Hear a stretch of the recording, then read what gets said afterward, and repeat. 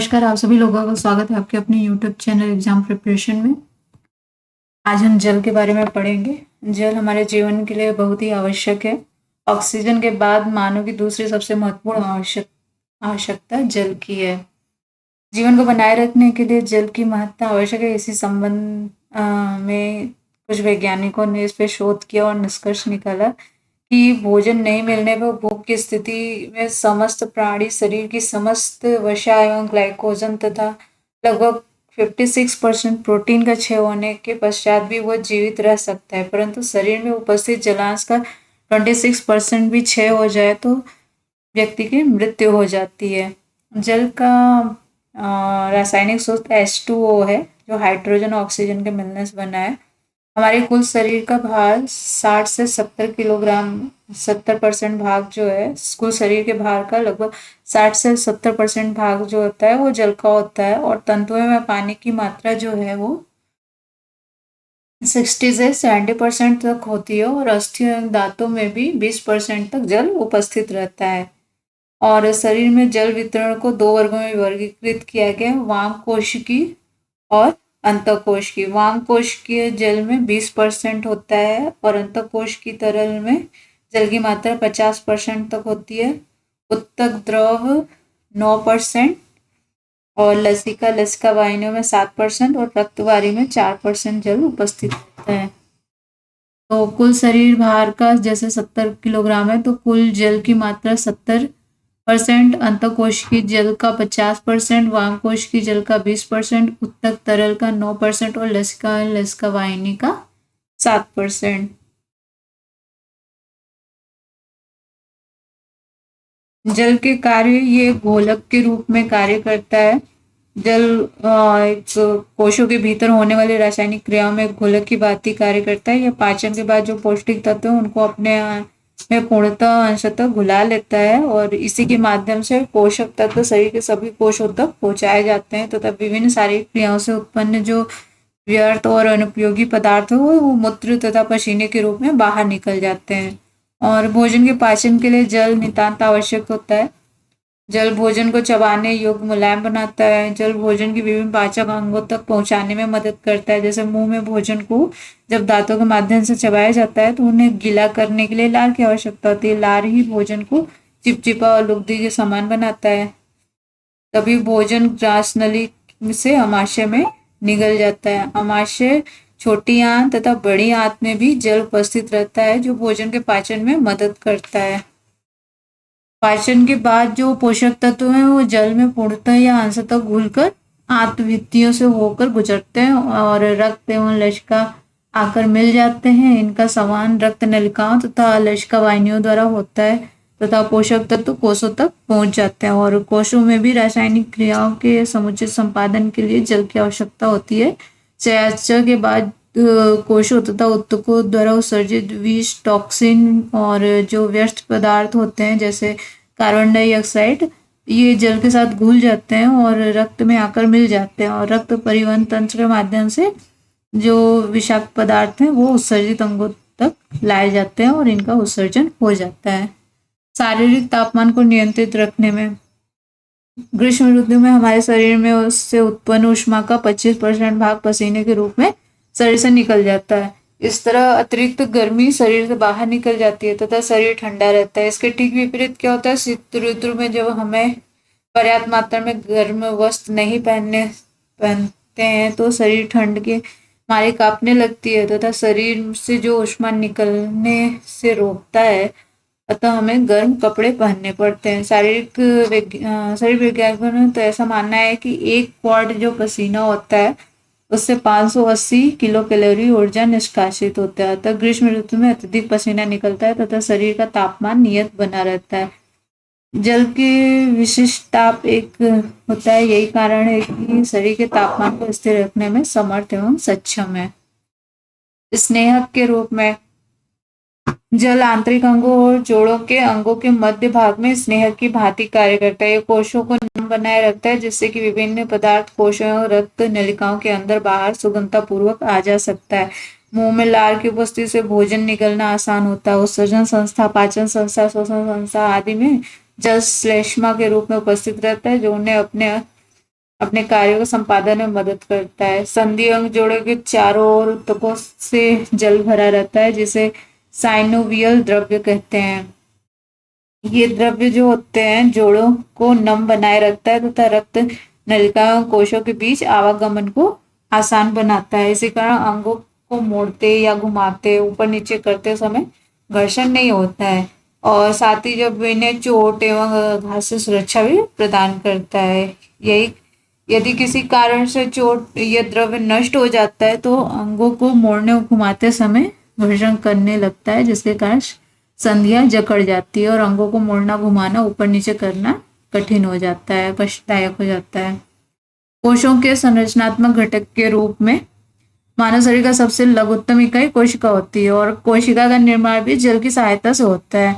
जल शरीर के सभी कोशों का एक अत्यंत महत्वपूर्ण संरचनात्मक घटक होता है। यह नवीन कोशों के निर्माण में महत्वपूर्ण भूमिका निभाता है। 1 ग्राम प्रोटीन से 4 ग्राम जल बंधा रहता है, जबकि 1 ग्राम वसा से केवल 0.2 ग्राम जल को बांधे रहती है। दांतों और अस्थियों के कोशों में जल कसकर बंधा रहता है, और अधिकांश ऊतकों के वहां कोशिकी की तरल और अंतकोश की तरल में जल का निरंतर आदान प्रदान होता है। निर्माणात्मक कार्य के रूप में भी, जैसा कि हम सभी जानते हैं, मानव शरीर लघुत्तम इकाई कोशिका होती है और संपूर्ण शरीर में इसका शरीर का निर्माण करती है, परंतु इन कोशों के निर्माण और विकास में जल महत्वपूर्ण भूमिका निभाता है। शरीर के प्रत्येक कोश और तंतु ऊतकों में जल उपस्थित रहता है। भले ही कुछ तंतुओं में जल की मात्रा अधिक रहती है तो कुछ में कम। वे अंग जहाँ चयापचय की क्रिया तेज होती है, वे अंग जो अधिक क्रियाशील होते हैं उनके ऊतकों एवं कोशों में जल की मात्रा अधिक होती है।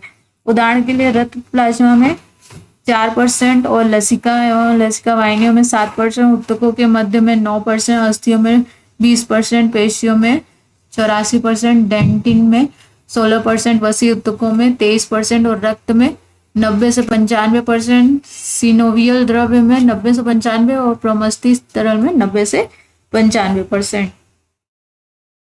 शारीरिक तरलों में माध्यम के रूप में शरीर में उपस्थित सभी जो तरल पदार्थों का निर्माण जल से होता है, जैसे कि मूत्र हो गया, पसीना हो गया, रक्त हो गया, पाचक रस, समाशयी रस, लार, आंसू, पित्त आदि सभी रसों का निर्माण पानी से, जल से होता है। पानी जो है मल मूत्र एवं पानी उत्सर्जन के कार्य में महत्वपूर्ण भूमिका निभाती है। रक्त एवं लसिका पोषक तत्वों गैसों का संवहन का कार्य करती है। जठर रस, पीत रस, आंत जो है भोजन को पाचन एवं अवशोषण में सहायता करती है। कोमल अंगों की सुरक्षा करने में चोट लगने, आघात लगने या धक्का लगने से सुरक्षा करती है। सभी कोमल अंगों के चारों ओर 2 परतों के मध्य जल भरा रहता है, जैसे हृदय, फेफड़ा, मस्तिष्क, मेरु रज्जु आदि। यह जल इन कोमल अंगों पर चोट, आघात, दुर्घटना नहीं पहुंचने देता है तथा एक गद्दी की तरह कार्य करता है। अतः ये सभी अंग क्या होते हैं, इन सभी दुर्घटनाओं से सुरक्षित रहते हैं। उदाहरण के लिए मस्तिष्क हमेशा ही प्रमस्तिष्क मेरु द्रव्य से तर रहता है, जिसके कारण किसी भी तरह की क्षति के बिना यह आघातों को सहन कर लेता है।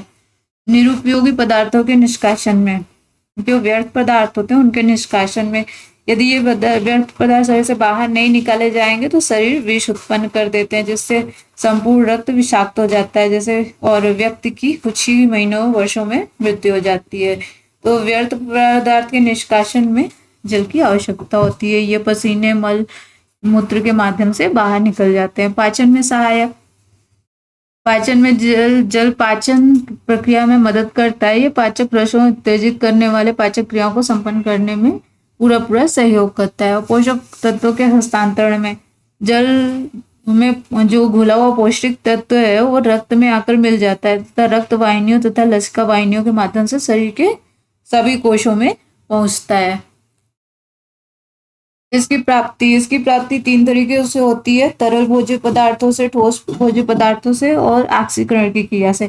तो तरल भोज्य पदार्थों से जैसे चाय, दूध, छाछ, सब्जियों के सूप, चावल का पानी, फलों का रस, लस्सी आदि से, नारियल का पानी, ये सब क्या है, शरीर के जल प्राप्त करते हैं तरल माध्यम से। ठोस भोज्य पदार्थ दही हो गया, पनीर, मांस, मछली, अंडा। ठोस पदार्थ में पानी की मात्रा भिन्न भिन्न होती है, और आपको जानकर आश्चर्य होगा कि सेम की फली जिसे ठोस पदार्थ माना जाता है उसमें भी पानी की मात्रा 92% होती है, जबकि दूध जो तरल भोज्य पदार्थ के अंतर्गत आता है उसमें पानी की मात्रा 87 से 90% तक होती है। बिस्कुट में 27% जल उपस्थित रहता है, जो कि बिस्कुट को ठोस भोज्य पदार्थ मानते हैं।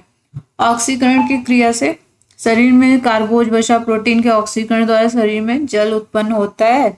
भोजन के पाचन और शोषण के बाद जब चयापचय होता है तब जल की कुछ मात्रा उत्पन्न होती है।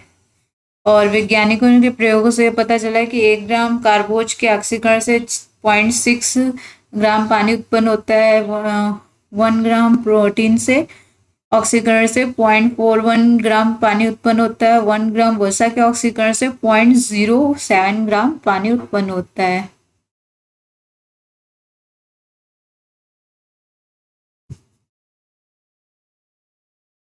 शरीर से जल का निष्कासन।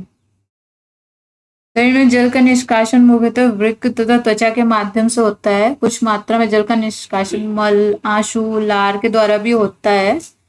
तो गुर्दों से ये मूत्र के रूप में, त्वचा से पसीने के रूप में, बड़ी आंत से ये मल के रूप में, फेफड़ों से जलवाष्प के रूप में, आंखों से आंसू तथा नाक से नाकस्राव के रूप में, धात्री मात्रा से दूध के रूप में जल का निष्कासन होता है। तो गुर्दों से जो है एक स्वस्थ प्रौढ़ व्यक्ति जो होता है उसके वृक्क से निस्पंदन की गति जो होती है वो 125 ml मिनट होता है।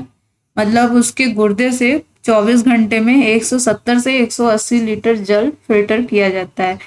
तो फिल्टर वाटर का लगभग क्या होता है, 90% भाग पुनः रक्त में अवशोषित हो जाता है। तो केवल 1500 से 2000 ml जल जो है प्रतिदिन मूत्र के द्वारा शरीर से उत्सर्जित होता है। तो मूत्र की मात्रा व्यक्ति द्वारा ग्रहण किए गए जल, वातावरण की गर्मी तथा व्यक्ति की शारीरिक दशा पर निर्भर करता है। यदि शरीर में पसीना अधिक मात्रा में निकलता है तो मूत्र की मात्रा कम हो जाती है। मूत्र द्वारा अधिकतर 4% यूरिया उत्सर्जित होता है। मूत्र की मात्रा कम करने की स्थिति में शरीर से यूरिया की पर्याप्त मात्रा उत्सर्जित नहीं हो पाती है और शरीर रोगग्रस्त हो जाता है। त्वचा से जल का निष्कासन निरंतर होता रहता है। सर्दी के मौसम में भी शरीर की त्वचा से कुछ न कुछ मात्रा में तो जल निष्कासन होता है, क्योंकि शरीर के समस्त सतह पर श्वेत ग्रंथियां पाई जाती हैं। शरीर से पसीने के रूप में कितना जल निष्कासित होगा यह वहां वातावरण, तापमान, व्यक्ति की क्रियाशीलता और शरीर की संरचना, क्षेत्रफल आदि पर निर्भर करता है। सामान्य परिस्थिति में एक स्वस्थ प्रौढ़ व्यक्ति के शरीर से 400 से 500 ml जल प्रति घंटा के हिसाब से उत्सर्जित होता है और विशेष परिस्थिति में पसीने की अधिकतम मात्रा 2500 ml प्रति घंटा तक हो जाती है। और बड़ी आंत से उत्सर्जन, इससे जल उत्सर्जन अत्यंत ही न्यून मात्रा में होता है। मल से 100 ml प्रतिदिन जल का उत्सर्जन होता है। एक सामान्य स्वस्थ प्रौढ़ व्यक्ति के आंत के भागों में 7 से 8 लीटर तक जल जठर रस, आंतरस, लाल रस आदि के रूप में उपस्थित रहता है, लेकिन इनका अधिकांश भाग पुनः अवशोषित हो जाता है क्योंकि सभी भोजन का पाचन और शोषण चयापचय भली प्रकार से पूर्ण होता है। अतिसार, दस्त आदि की शिकायत होने पर मल के माध्यम से जल का उत्सर्जन अधिक होता है। आहार में रेशेदार भोज्य पदार्थ की मात्रा अधिक होने से भी मल में उपस्थित पानी की मात्रा में वृद्धि हो जाती है, क्योंकि रेशा जो है वो पानी को अवशोषित करता है और मल के माध्यम से जल का उत्सर्जन हो जाता है। फेफड़ों से उच्छादित जो वायु होता है उसमें जल की कुछ न कुछ मात्रा अवश्य ही विद्यमान रहती है और वैज्ञानिकों ने यह माना है कि प्रति लीटर उच्छ्वासित वायु में 44 मिलीग्राम जल उपस्थित रहता है। मुंह से श्वसन करते समय यह पानी की मात्रा शरीर से बाहर निकल जाती है, जिसका प्रत्यक्ष अनुभव हम सभी सर्दियों के मौसम में कर सकते हैं। सामान्य परिस्थिति में स्वस्थ प्रौढ़ व्यक्ति के शरीर में 400 ml फेफड़े द्वारा प्रतिदिन निष्कासित होता है। शारीरिक क्रियाशीलता बढ़ने पर जल उत्सर्जन की मात्रा में वृद्धि हो जाती है। वातावरण का तापमान, शारीरिक दशा जल की उत्सर्जन की मात्रा पर निर्भर करती है। बुखार की स्थिति में फेफड़ों से अधिक मात्रा में जल का उत्सर्जन होने लगता है। पहाड़ों पर चढ़ते समय भी श्वसन द्वारा अधिक मात्रा में पानी का उत्सर्जन होने लगता है। शरीर में जल का संतुलन। हम सभी जानते हैं कि शरीर को पानी की प्राप्ति 3 साधनों से होती है: पीने में प्रयुक्त पानी से, भोज्य पदार्थों से और शरीर में भोजन के चयापचय से निकृष्ट पानी। और शरीर में जल उत्सर्जन 4 साधनों से होता है: मूत्र के माध्यम, पसीने के माध्यम, फेफड़े और मल के माध्यम से। तो जब शरीर द्वारा जितना जल ग्रहण किया जाता है उतना ही जल उत्सर्जन होता है, तो वो आपका संतुलित मात्रा संतुलन, जल संतुलन कहा जाता है। और जल संतुलन मुख्यतः दो प्रकार के होते हैं, एक धनात्मक जल संतुलन, पॉजिटिव जल संतुलन, और ऋणात्मक नेगेटिव जल संतुलन। धनात्मक जल संतुलन में क्या होता है, आपकी यदि ग्रहण की गई जल की मात्रा शरीर द्वारा निष्कासित जल की मात्रा से अधिक होती है तो उसे धनात्मक जल संतुलन कहते हैं। और ऋणात्मक जल संतुलन है जब शरीर द्वारा ग्रहण किए गए जल की मात्रा शरीर द्वारा निष्कासित मात्रा से कम होती है तो उसे ऋणात्मक संतुलन कहते हैं। धनात्मक संतुलन, जल संतुलन जो है, इसमें शरीर के ऊतकों तंतुओं में जल भर जाता है। ऐसा इसलिए होता है क्योंकि जब रक्त में प्रोटीन की कमी हो जाती है तथा प्रसारण दाब जो है सामान्य नहीं रह पाता है, तब ऊतकों में जल भरने लगता है। इस दौरान वाम कोश की द्रव्य की मात्रा भी अधिक हो जाती है। और इस धनात्मक जल संतुलन में शरीर में सोडियम की अधिकता, प्रोटीन की कमी, सूजन तथा यकृत संबंधी रोग हो जाते हैं। ऋणात्मक जल संतुलन, यदि शरीर में 10% तक जल की अधिक निकल जाता है, 10% तक जल निकल जाता है तो भोजन का अवशोषण ठीक प्रकार से नहीं हो पाता और इस स्थिति में शरीर का तापमान बढ़ जाता है, प्लाज्मा तथा वाम कोश की तरलों की मात्रा कम हो जाती है। यदि शरीर में 15 से 20% की कमी हो जाती है तो व्यक्ति की मृत्यु हो जाती है, क्योंकि इस दशा में वाम कोश की रस सघन हो जाते हैं। इसके कारण यह रसाकर्षण की क्रिया के द्वारा अंतःकोश की द्रव्यों की खींचता है, जिससे अंतःकोश की द्रव्यों की मात्रा में कमी हो जाती है। इसे अंतःकोश की निर्जलीकरण कहते हैं।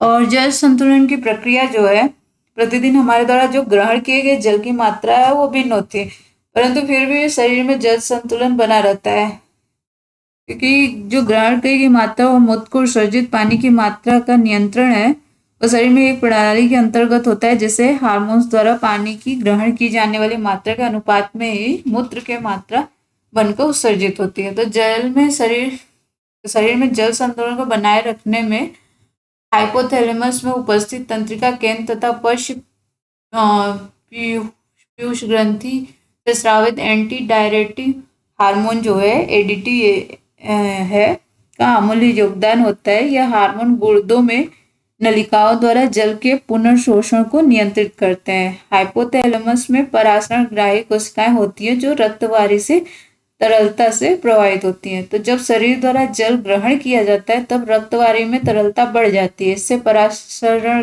ग्राही कोशिकाएं जो है वो निरुत्साहित हो जाती है और इनके निरुत्साहित होने से एडीएच का स्रावण बंद हो जाता है, परंतु बार बार मूत्र त्यागने हेतु जाना पड़ता है। इसके ठीक विपरीत अगर जल की कमी होने पर रक्तवारी में तरलता कम हो जाती है और पराशरण ग्राही कोशिकाएं अधिक उत्तेजित हो जाती हैं, तो हाइपोथैलेमस में प्यास केंद्र भी उपस्थित होता है जो प्यास की क्रिया को नियमित एवं नियंत्रित करता है।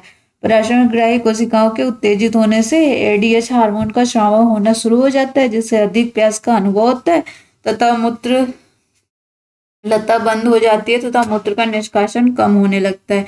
इस प्रकार सदैव शरीर में जल संतुलन बना रहता है। जल की कमी से प्रभाव, यह पाचक रसों में असंतुलन होना, पाचक संबंधी गड़बड़ियां उत्पन्न हो जाती हैं। शरीर में यूरिक अम्ल, यूरिया, विष, टॉक्सिन आदि का पूर्णतः निष्कासन नहीं हो पाता। इससे शरीर में विकार एवं रोग उत्पन्न हो जाते हैं। व्यक्ति अशांत, चिड़चिड़ा हो जाता है, भूख कम लगती है, वजन कम हो जाता है, वृद्धि प्रभावित होती है, तापमान में वृद्धि हो जाती है, शरीर के तापमान में वृद्धि हो जाती है, वृक्क की क्रिया में बाधा उत्पन्न होती है और रक्त की तरलता कम हो जाती है।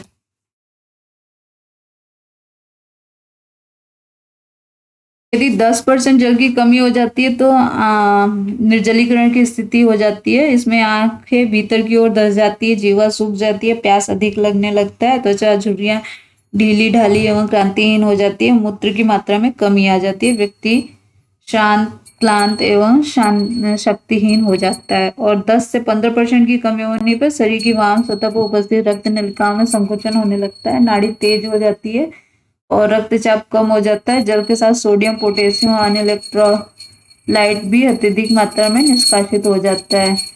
अंतःकोश की द्रव्यों, महाकोश की द्रव्यों में काफी कमी हो जाती है।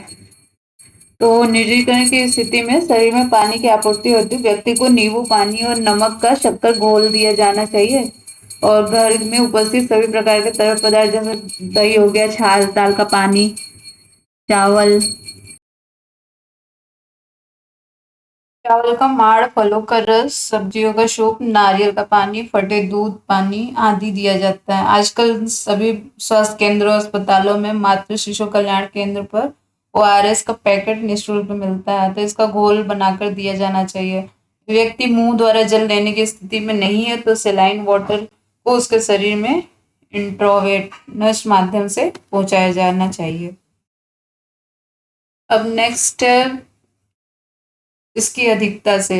सामान्यतः जब एक स्वस्थ प्रौढ़ व्यक्ति है उसके 2 लीटर जल ग्रहण करता है तो यह जल संपूर्ण शरीर में शीघ्रता से वितरित हो जाता है तथा आवश्यकता से अधिक जल 3 घंटे के भीतर गुर्दों द्वारा शरीर से बाहर निकल जाता है।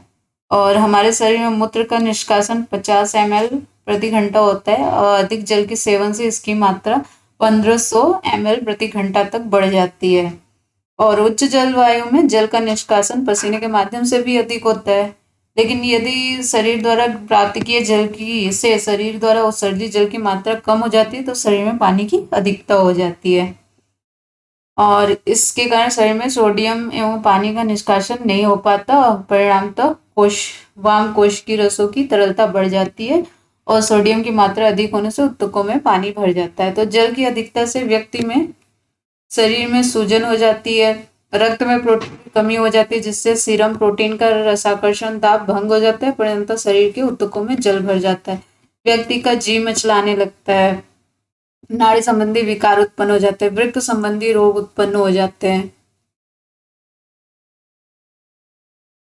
शरीर में जल की अधिकता के कारण शल्य क्रिया के क्या क्या कारण है, जैसे कि शल्य क्रिया के पश्चात पानी 5% से अधिक ग्लूकोज के सलाइन इलेक्शन से शरीर में पानी की अधिकता हो जाती है, या गुर्दे खराब होने पर शरीर में पानी की अधिकता होना, या दवाइयों के अत्यधिक सेवन से, शरीर में एंटी डायूरेटिक हार्मोन के प्रभाव से, और अत्यधिक जल के सेवन से, या शराब के अधिक सेवन से, इन सभी कारणों से जल की अधिकता हो जाती है। और जल की दैनिक आवश्यकता जो है वो आपकी क्रियाशीलता और वातावरण और भोजन की प्रकृति इन सब पे निर्भर करता है। जैसे क्रियाशीलता है, ये जल की मांग व्यक्ति की अधिक क्रियाशील रहने से उसके शरीर में अधिक पानी की आवश्यकता होती है। व्यायाम या फुटबॉल खेल, साइकिल चलाने, दौड़ने आदि से शरीर में पानी की मांग बढ़ जाती है। वातावरण उष्ण वातावरण में शरीर में पानी की मांग बढ़ जाती है क्योंकि शरीर से अधिक मात्रा में पसीना निकलता है। रुग्णावस्था, दस्त, बुखार, वमन, अतिसार आदि रोग की स्थिति में भी शरीर में जल की निष्कासन अधिक हो जाता है, इस कारण जल की मांग बढ़ जाती है। और भोजन की प्रकृति, जब अधिक प्रोटीन युक्त आहार को ग्रहण करने पर उसे पचाने के लिए अधिक जल की आवश्यकता होती है। तले भुने मिर्च मसाले आहार ग्रहण करने से भी शरीर में जल की मांग बढ़ जाती है। और अंतर्राष्ट्रीय अनुसंधान समिति के अनुसार भोजन के प्रति कैलोरी पर 1 ml जल का सेवन करना अनिवार्य है, और यदि व्यक्ति के शरीर में 2550 किलो कैलोरी की आवश्यकता है तो उसके शरीर में जल की मांग भी 2550 ml होनी चाहिए। एक स्वस्थ प्रौढ़ व्यक्ति को लगभग 6 से 8 गिलास रोज जल पीना चाहिए। गर्मियों में जल का अधिक सेवन किया जाना चाहिए क्योंकि अधिक जल का निष्कासन होता है।